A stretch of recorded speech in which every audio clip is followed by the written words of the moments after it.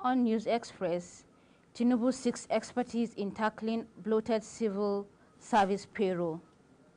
Vice President Shettima highlights Nigeria's potentials. Plus, Niger's Prime Minister says junta resolved on troops withdrawal. Hello and a very warm welcome to you all our viewers in Nigeria and around the globe on Global TV News Express, coming to you live in Nigeria's capital, Abuja. I am Fauziya Lukman. President Bola Tinubu has expressed his support for the new partnership with global technology companies to ensure that data from public institutions are accurate and transparent in providing templates on which proper public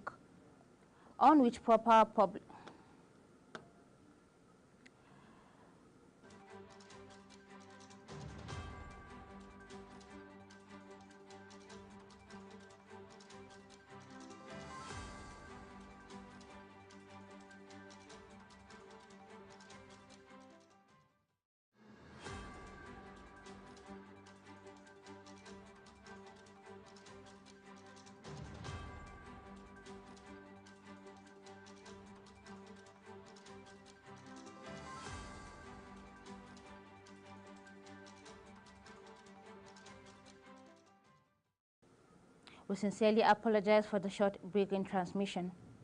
President Bola Tinubu has expressed his support for new partnership with global technological companies to are accurate and transparent in providing templates on which proper public sector planning and accounting can occur across sectors.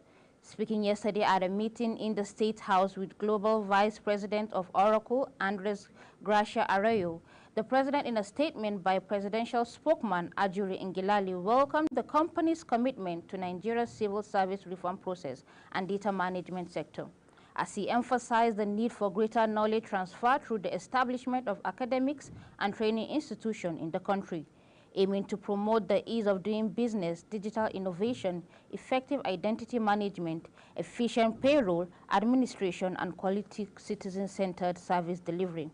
The president cited Oracle's proven success in the automation of the Lagos State payroll system during his tenure as the Lagos State governor, and lauded the positive impact of technology solutions in enhancing accountability and expediting timeless for service delivery without sacrificing quality in the process. Vice President Shettima has said that Nigeria, which used to be the sleeping giant of the world, is now ready to take its rightful place in the global arena. Speaking on Tuesday at the 16th Annual Banking and Finance Conference holding in Abuja on the theme, Nigeria, the sleeping giant of Africa, has woken from its slumber, Shettima restated that the withdrawal of fuel subsidy is irrevocable, enjoining the participants at the conference to come on board to help build a nation for all. The vice president says the current administration was partnering with some banks to drive a digital economic process. He stated that some banks were already working with government to teach young Nigerian men digital skills to compete in the digital global space.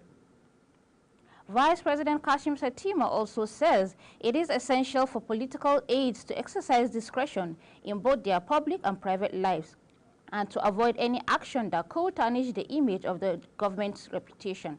The Vice President gave the charge during the opening ceremony of a retreat and sensitization program on the administration, procedure, and governance in public sector.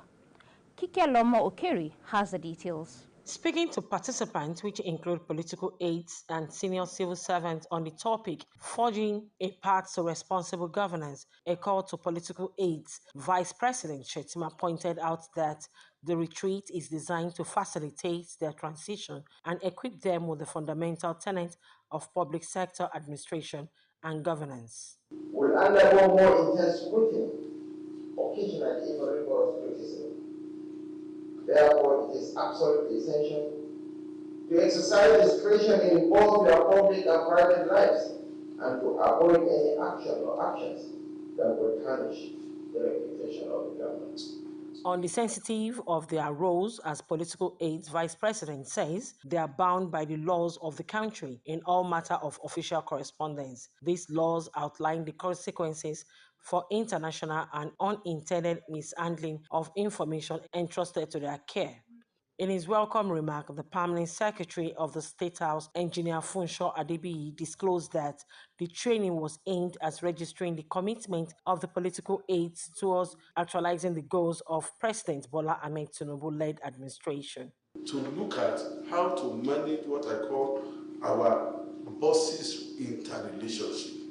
And not only that, we are here to see what is the schedule of duty of the principal staffs, principal aides of our principals, if you understand what I mean now. What do we do? How do we do it in a way as not to in any way embarrass our principals? Not only that, we are here to also look at relationship with other tiers of government, National Assembly, as well as the judiciary. It is important, we've soon discovered, in the course of our lecture, the interrelationship between the executive, the legislature, and the judiciary. The Vice President, however, called for synergy and teamwork, stating that their primary instinct should always revolve around the recognition that are part of a team united in the pursuit of a shared objective. Kike Lomo Okeri, Global Television News, Abuja. Despite a one-third reduction in the agricultural productivity in Africa due to the effects of climate change, the chairperson of the African Climate Summit 2023 and President of Kenya, William Ruto, stated in Nairobi that Africa's natural carbon sinks were an economic goldmine. The president further stated that the Africans' renewable energy resources were not just for the safety of the environment, but a catalyst of radical socio-economic prosperity. He urged African nations to solve the energy poverty in the continent through the abundant resources offered by the new technologies. The Kenyan president called on African leaders at the summit to converge on efforts African priorities as a pathway for achieving the financial structures that can deliver African goals. Minister of Works David Umahi has debunked news making rounds alleging that the ministry under his leadership is pursuing an agenda to move from asphalt to concrete roads in a bid to award contracts to a company which he has interest. Umahi made the clarification during a press briefing held at the conference room of the ministry in Abuja. The minister stated that he does not have friends, enemies, or companies, maintaining that his assignment as the Minister of Works is to deliver impact focus on projects across the country. Judith Peters tells us more. The Minister of Works will also deny the allegation that he was sidelining directors of the ministry. Disclosed that he carries along the directors and accepts their opinions when they are super, adding that he is poised to work in line with the renewed hope agenda of President Tinubu. I read in social media where one Guardian newspaper is accusing me that I want to change the concept of the asphalt to concrete so that I'll give the job to my company. I don't have companies. Then to my cronies, I have no friend nor enemy when it comes to this assignment. The first and foremost thing is that no man recommended me to the president. I believe that is the will of God for me to be the Minister for Works. And so I have the fear of God, and I want to make it very clear. And I will not place the interest of anybody ahead of the interest of God. And the interest of God is the interest of the people. And the second one is the interest of the president, in line with his renewed hope agenda. They even say that I sideline the directors in the ministry. It's only directors that can sideline themselves if they don't conform to the renewed hope agenda. I carry the directors along, and good enough, we are professional.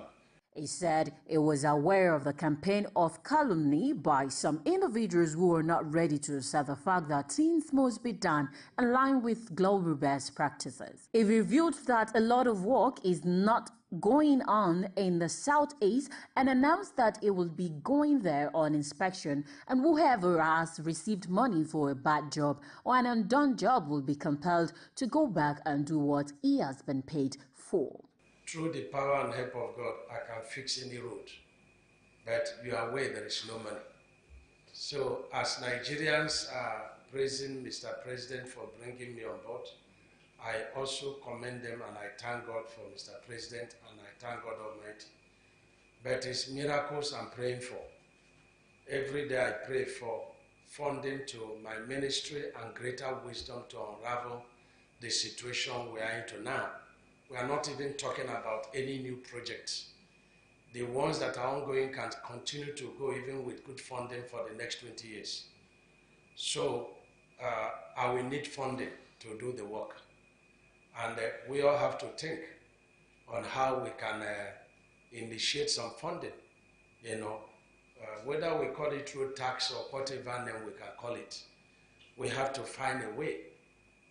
You are aware of the economy as it is now. You are aware of the debt burden. And so I'm not going to be pushing the president, so hard. But I will ask you to join me in prayers and to think outside the box. And for us as Nigerians, any fund available, let us utilize it, judiciously and with the fear of God. He further added that the ministry has always engaged its contractors in agreement with the general condition of contract, which is the standard that all engineers are expected to abide by.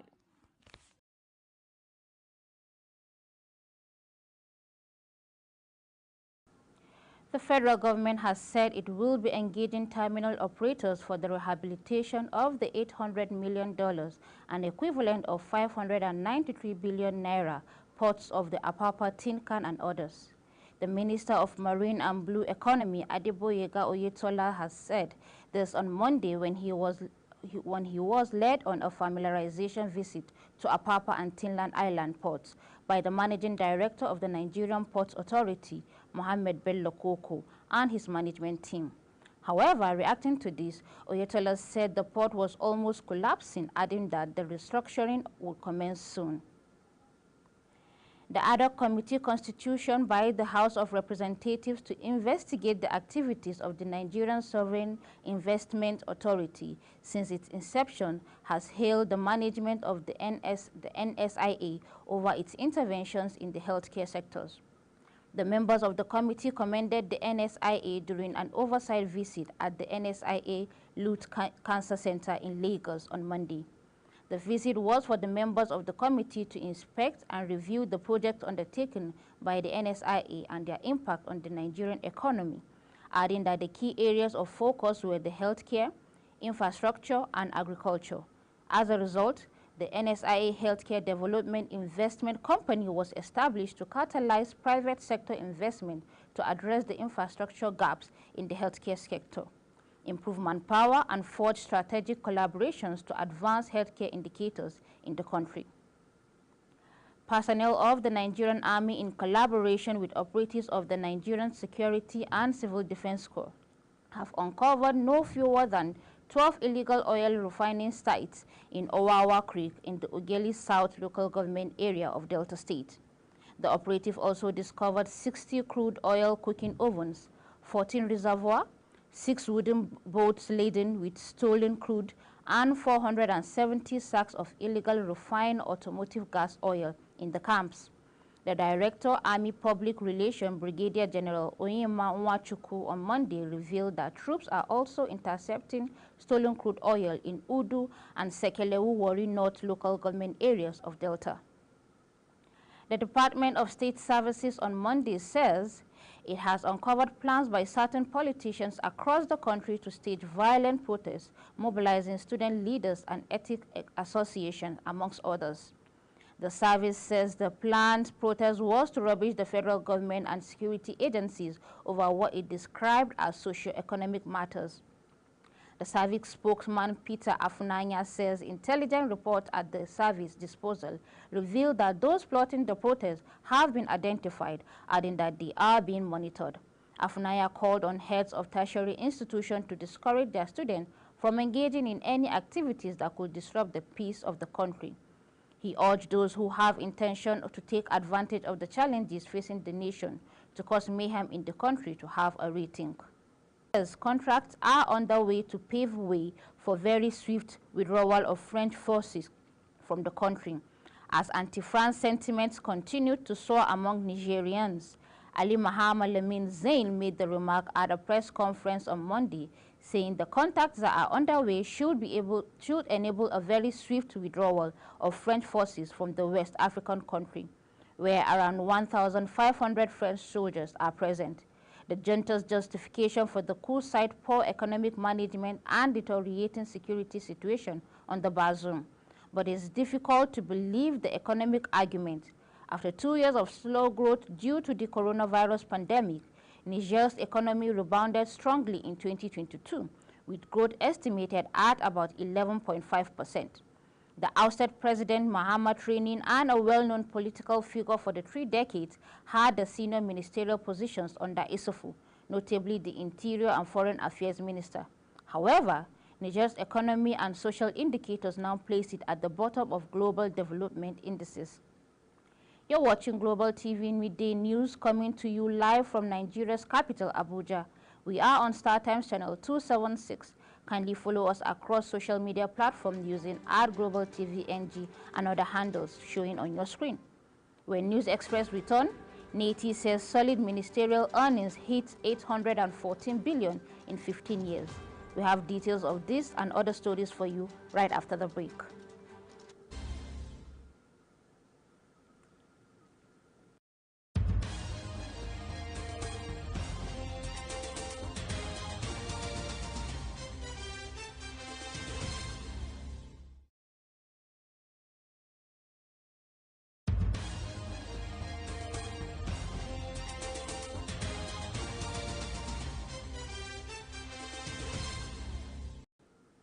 Welcome back, and if you're just joining us, this is Global Television bringing you live broadcasts of the News Express from Nigeria's capital, Abuja. The Nigerian Extractive Industry Transparency Initiative, NATI, on Monday announced that Nigerians earning from the solid mineral sector between 2007 and 2021, a period of 15 years, were 814.6 billion naira. NATI made this public in its latest 2021 industry report of the solid mineral sectors, which was unveiled to stakeholders and lawmakers in Abuja. The report, however, pointed that the consistency year-on-year increase in revenue of the Federation account from the solid mineral sectors in the past 15 years, putting that the total revenue acquired from the government during these years is from 818.04 billion, but stated that this was significantly low compared to economic potential of the sector. It stated that of the 6.62 trillion naira total government revenue in 2021, the solid mineral sectors barely contributed 2.6%. Presenting the report in Abuja, said the 2021 solid mineral report reviewed, ascertained, reconciled, and reported all revenues and investment flows to and from government in the solid mineral sector. Minerals Development Fund, Fatima Shinkafi, says the Processed Solid Minerals Corporation would not clash with the mandate of the solid mineral funds. She said this while addressing journalists after unveiling the NATI industry report for the solid mineral industry of 2021 in Abuja on Monday. According to her, the SMDF is like the Petroleum Technology Development Fund, which does not clash with the Nigerian National Petroleum Corporation. It was reported that federal government might have turned over the 1 trillion natural mineral resources fund set up to develop the solid mineral sector to a slush fund. The fund was set up by the Olusegun Obasanjo administration via an executive order in 2002 to develop alternative mineral resources to lessen the nation's dependence on petroleum. Findings indicated that 738.7 billion naira and $303 million have been disbursed from the funds for extraneous expenses, including the 2015 elections, the African Nation Corp, roads and drainage rehabilitation in Osun, Kano, and other states. She clarified that NMRF differs from SMDF, which became active last year. Shinkafi said Solid Mineral Development Fund have never funded any football event, nor did they sponsor the 2011 and 2015 elections as reported in some quarters. Nigeria cannot ignore her tech talents, the new executive vice chairman, CEO of National Agency for Science and Engineering Infrastructure, Khalil Halilu, has disclosed. According to him, Nigerian talent are some of the best in the world and are making strides in different parts of the world. He said this recently during his inaugural address to the management and staff of the agency. He highlighted one of his agendas as the EVC of the agency is to aid technology transfer. In a statement, Halilu said, "Number one thing that we want to look at is the area of technology transfer. Everyone is looking at Africa, and there is no better chance than now. Other countries are competing to bring and exchange technologies, especially with Africa."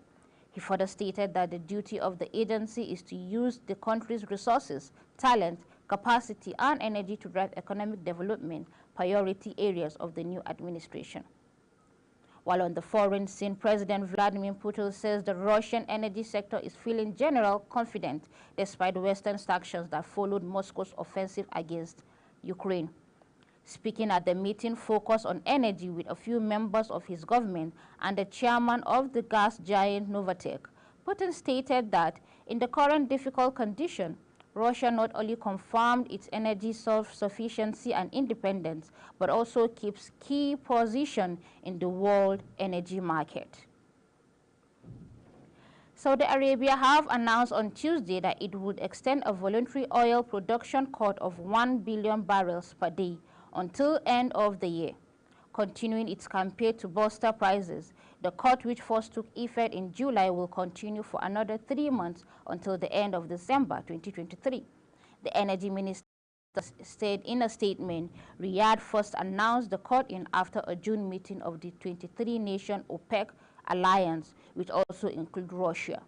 A statement in early August revealed that the cut would last through September, included a warning that it could be deepened, but on Tuesday announcement has kept it at the same level for now.